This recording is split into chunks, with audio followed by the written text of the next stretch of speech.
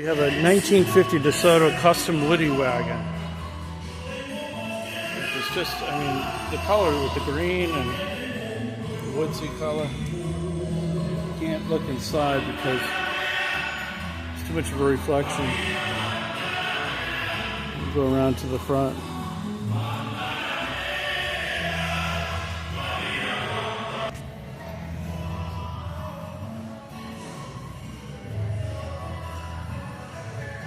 Really see it.